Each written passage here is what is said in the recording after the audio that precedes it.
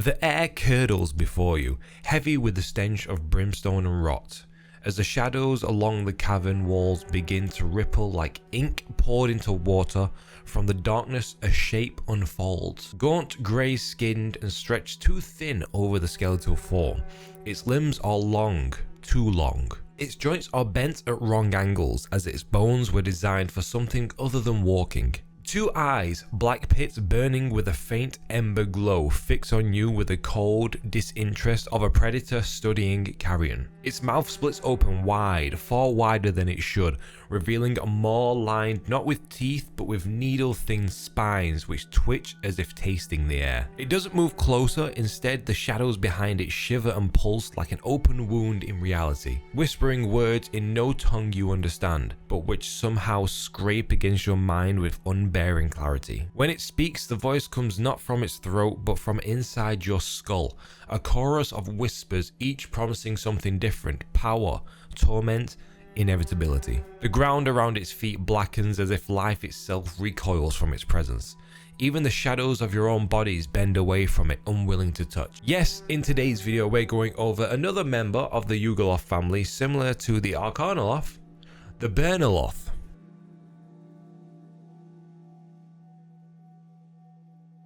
Hello and welcome to Dungeon Deep Dive, where we talk about all things D&D monsters, from monsters and their lore to their publication history, where they originated, and how you could use them in your D&D games. Today's video is one of the suggestions from one of our viewers called Cheese Stick, who requested that we cover another member of the Yugoloth family. So we found this one and I thought, why not? The Baernaloth sounds pretty interesting, let's do a video on that. So Cheese Stick, thank you for your support, man, I appreciate it. Baernaloths are fiends of legend that call a place called the Grey Waste their home. These pure evil creatures are described as devoid of emotion and colour, similar to the plane itself that they call home. Baernaloths are members of a long family of Yugoloths, but some would say that they are some of the oldest and most brutal of the Yugoloth family. Some rumours say that the Baernaloths spawned not only the daemons, but also demons, demedans, which are evil in its most purest form, and devils. Baernaloths are gaunt, gangly fiends that stand around 8 feet tall and have elongated, lanky limbs. They have grey, dull skin that is pulled tight against their skeletal form and sometimes drips with a mucus-like liquid from its pores.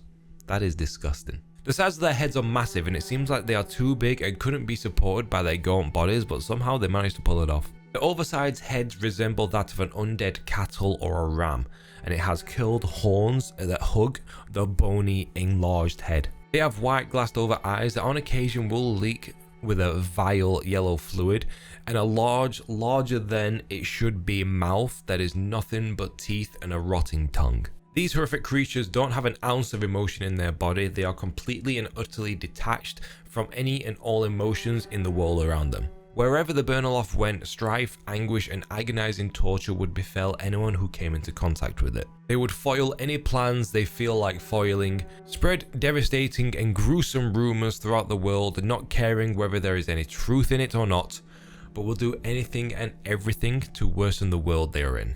These creatures never seem to have a sort of end goal to the acts that they commit. They kind of just torture and cause ruin with mechanical mythology, just because they feel like it. Even though they frown at the scheming of other Yugoloths, there are a select few Baernaloths that have a little inclination of planning in their actions. This offshoot are known as the demented. These offshoots of Baernaloths suffered from a strange madness that changed their disconnection from reality to a feeling of aspiration. The demented embrace both lore and chaos and aim to subjugate various creatures from the lower planes in order to bring annihilation of all reality. There are stories that Baernaloths were once more powerful than what they are now, that they were able to warp the mind and bodies of powerful celestials with a mere sentence. When it comes to actual combat with the Baernaloth, they refuse to use any weapons of any kind, no armor, no enchanted weapons, nothing.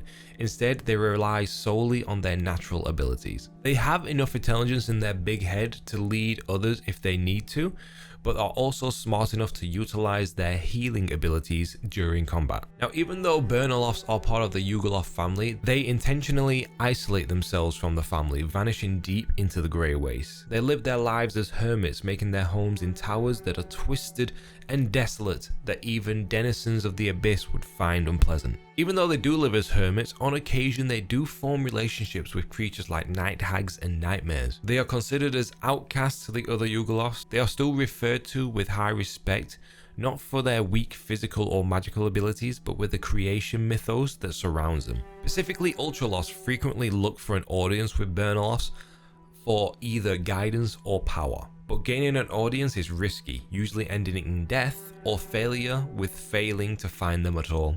Okay, so now let's go over their publication history of these spooky spectacles. The Baernaloth made its first appearance in the 1995 AD&D 2nd edition Planes of Conflict box set, more specifically the monstrous supplement of the box set. In the book, the Baernaloths are classed as greater Yugoloths and say that even though the Arcanaloths are the scholars and record keepers of the Yugoloth family, the Baernaloths are said to hold mysterious and varied secrets. Also, on the plus side, I do really love the art of the Baernaloth. I just find it so creepy, like something you would see standing at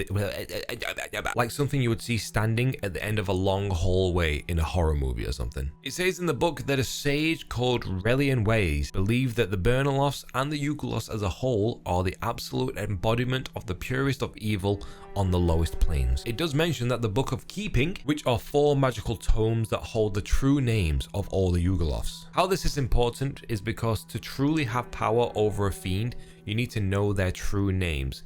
So to get a hold of this book and you run into a Yugoloth, you have a distinct advantage off the get-go. We also get an in more depth description of the offshoot of the Baernaloth, the demented, saying that it is unusual but not unknown to see a Baernaloth commanding a brigade of mixed fiends in the Blood War. It says that their madness is not a raving madness or hysterical, but it's actually an insidious mind-altering malady, whereas instead of causing agony and trauma wherever they go, they instead try to control any and all events around them. So they're basically control freaks. If a D&D party is ever unlucky enough to encounter a Baernaloth, it would more than likely be a demented Baernaloth, purely because the standard Baernaloth, like we said before, just isolate themselves away from society. We don't really get anything else on the Baernaloths. They kind of just disappear all the way up to 4th edition, where they appear in the 4E Demonomicon, where under the demon section they get a small stat block for a Baernaloth Vizier, a level 31 minor lurker. In this book, the stat block here is actually an add-on to another monster called the Phraxis, the Decayed, a level 31 solo controller, that apparently has the ability to control Baernaloths with an ability called Master of Baernaloths, where whenever Phraxis has fewer than 4 Baernaloth Viziers with him at the start of the turn, he can summon 2d4 additional Baernaloth Viziers to a maximum of 8. This is some new and interesting information about a creature actually being able to control a Baernaloth, because out of all the information given to us previously, given the impression that the Baernaloth is an uncontrollable force of pure evil nature, it's interesting that a creature can actually control them in 4th edition. Getting on to 5th edition now, the only installment that I can find in 5th edition is in the Planescapes Adventure in the Multiverse books. In the books, it adds a little additional lore information on the Baernaloth creations, where it says some believe that the Baernaloths were possibly created by a primal evil power, even before other Yugoloths, or that they came from an epoch before the current manifestation of the planes. It mentioned in the book that the Baernaloths love to spread discord and despair among any creatures they end up meeting.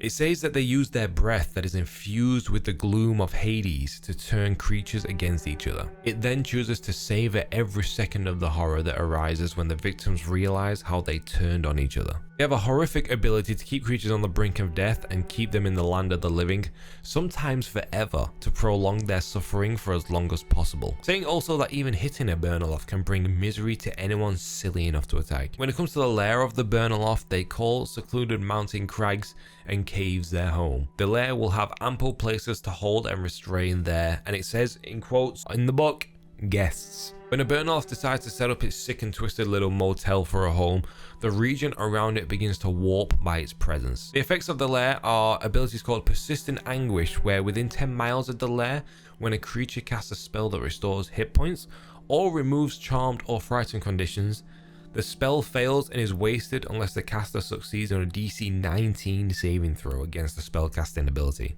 The second lair effect is called Slow Healing, where again, within 10 miles of the lair, a creature's hit points equal to half of its hit point maximum when it finishes a long rest instead of fully healing. And it only heals half the amount of hit points gained when it uses hit dice. So if you're planning on invading a Baernaloth's lair, be ready for it to be an absolute slug, because there is a good chance that by the time you reach the creature in its lair, it's highly possible that someone in the party is going to be dead. Okay, so now let's go over the stat block in 5e and a cheeky little homebrew stat block that I've made for you guys. The Baernaloth is classed as a large fiend in 5e with an AC of 17 and 256 hit points. It has a speed of 40 feet and has skills in Arcana, Insight, and Perception. It has a resistance to cold, fire, lightning, necrotic, psychic, bludgeoning, piercing, and slashing damage from non-magical attacks, as well as an immunity to acid, poison, charmed, frightened, and the poison condition. It has true sight of 120 feet, so you can't even sneak up invisibly on this guy. He will know you're there, and knows all languages, and has telepathy of 120 feet. This horrific creature is a CR 17 monster that is the same as a dragon turtle, which we did do a video on, by the way, quite a while back. You should go check that out. I'll post it here. It's classed as a legendary creature, so it has 4 legendary resistances that it can use in one day, and gives it the ability to automatically save on saving throws if it fails. I do find it interesting that it gets the legendary resistances, but it doesn't get legendary actions. So don't worry, I'm going to be adding some legendary actions to the homebrew version of this monster. It also has the ability Magic Resistance that gives it an advantage on saving throws against spells and other magical effects. Now for its actions, it gains a multi-attack where it can make 1 Anguishing Bite attack and 1 Claw attack, and it can also teleport. For the Anguishing Bite, it has a +10 to hit with a reach of 5 feet and deals 1d10 piercing damage plus 3d6 psychic damage. And if the target is a creature, it cannot regain hit points until the start of the Baernaloth's next turn. That is brutal. For the claw attacks, it has a +10 to hit again with a reach of 10 feet, this time because of its long gangly arms, and deals 2d6 slashing damage with an additional 5d6 necrotic damage. It gains a recharge ability called Miasma of Discord, where the Baernaloth exhales grey vapours that coalesce at a point it can see within 120 feet of itself. The vapours fill a 20-foot radius sphere centered on that point and then vanish. Each non-Yugoloth creature in the area must make a DC 19 Wisdom saving throw. On a fail, the creature takes 10d6 psychic damage and has the charmed condition until the end of its next turn. A creature charmed in this way treats its allies as foes, and the colour of its body and equipment become shades of grey. On a successful save, the creature takes half damage only. So even if even if you succeed, you're still charmed and you only take half the damage, but you're still charmed. So you're going to get charmed regardless. And you're still going to get turned grey. I don't want to be grey.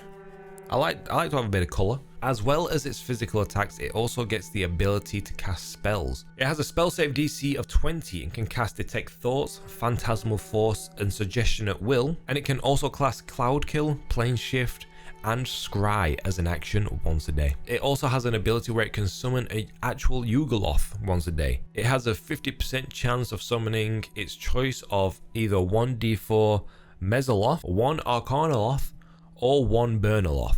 A summoned Yugoloth appears in an unoccupied space within 60 feet of the Baernaloth and acts as an ally to the Baernaloth itself. This summoned Yugoloth cannot summon other Yugoloths. It remains for 1 minute until it or the Baernaloth dies, or until the Baernaloth dismisses it as an action. Like we said before, it also gets a teleport action where it can teleport to an unoccupied space within 120 feet that it can see. And it has a couple of reactions that it can use up to 3 times per round, but only once per turn. The first reaction is Afflict Despair, where when a creature that the Baernaloth can see within 60 feet of itself hits with an attack roll or succeeds on a saving throw, the Baernaloth forces the creature to re-roll the d20 and use the new result. I feel like this is essentially the Dungeon Master's Silvery Barbs, and I am here for it. I hate Silvery Barbs. The second reaction is Inescapable Pain, where when the Baernaloth is damaged by another creature, the creature must make a DC 19 Constitution saving throw, or take 4d6 necrotic damage on a failed save, or half as much on a successful. Now moving over to the homebrew stat block I've made, we've got a Baernaloth called the Fleshwright. The idea I had for this was the Baernaloth began to experiment on a guest of his, combining the essence of the mortal with itself, mixing and combining the mortal and fiend essence together, creating some like undead necromantic anomaly. The Fleshwright has an AC of 19 with 260 hit points and has a speed of 30 feet I gave it the same skills and resistances slash immunities as the original official stat book, as well as the same true sight and language, because I feel like they're like the core aspect of the Baernaloth, so I feel like it needs them still. For its abilities, I give it an ability called Corpse Craft, where as a bonus action, the fleshwright can animate up to 1d4 skeletons or zombies from corpses within 30 feet. The creatures act immediately and obey its commands until destroyed or dismissed. I also gave it another ability called Flesh Warp that recharges on a 5 and 6, where the fleshwright targets one creature it can see within 30 feet. The target must succeed on a DC 18 Constitution saving throw or be restrained as its flesh twists painfully until the end of its next turn. I also gave it some spellcasting ability with a DC of 20 where it can cast Mage Hand, Minor Illusion and Thaumaturgy at will. And it can also cast Blight, Fear, Hold Person and Vampiric Touch 3 times a day, as well as Cloud Kill and Dominate Person once a day. For its actions, it gets a multi-attack where it can make 3 attacks, 2 with its claws and 1 with its bite. The claws have a plus 10 to hit with a reach of 10 feet and deal 2d10 plus 5 slashing damage, as well as 2d6 necrotic damage. And for the bite, again, it has a plus 10 to hit with a reach of 5 feet, but deals 2d8 plus 5 piercing damage and 1d10 necrotic damage. And for its bite, it gets again a plus 10 to hit with a reach of 5 feet and deals 2d8 plus 5 piercing damage, but as well as 3d10 necrotic damage, because it is just oozing with necrotic energy.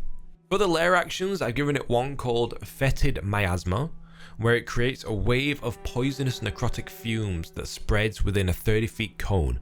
And each creature in the area must succeed on a DC 18 Constitution saving throw or take 5d6 poison damage and be poisoned until the start of their next turn. The other lair action, which I think is pretty fun, is called Bone Spike, where jagged spikes of bones erupt from the ground in a 10-foot square within 60 feet, and each creature in the area must succeed on a DC 18 Dex save or take 4d8 piercing damage and fall prone. And finally, for the legendary actions, it has 3 actions. For one action, it can command a minion, where one animated skeleton or zombie under the fleshwright's control can make 1 attack. For 2 action points, it can use its Flesh Warp ability, and for another 2 action points, it can cast one of its spells. These guys are absolutely horrific and brutal, and I would love nothing more than to add them into my D&D games. I feel like it could be a real challenge for the players that could have an encounter where a Baernaloth has managed to break through into the material plane, and it's slowly corrupting the land around it, and you're tasked with destroying the creature. Or you could have a game where you trigger a trap that drags you and the party into the Grey Waste itself, and you have to find your way out of the plane, all while a Baernaloth that lives there is hunting you down. But that's all I have for you guys today on the Baernaloth. Thank you all for watching. I hope you all found the video helpful, and if there's anything I've missed, I would love to hear about it in the comments below. Again, I want to give a big shout out to Cheese Stick for recommending that we go over another member of the Yugoloth family. I actually do find them pretty interesting, so I may go over the whole family line. We shall see. But if there are any other monsters that you would want me to cover, please let me know in the comments below and I will add your comment into the video. I know I probably should have said this at the beginning, but if you've enjoyed the video, drop it a like and a cheeky sub. YouTube has changed and mixed some things around with the algorithm, so giving a video a like helps more than anything right now. So if you could click that thumbs up button, I would highly appreciate it. Thank you all for watching, and I will see you all in the next video.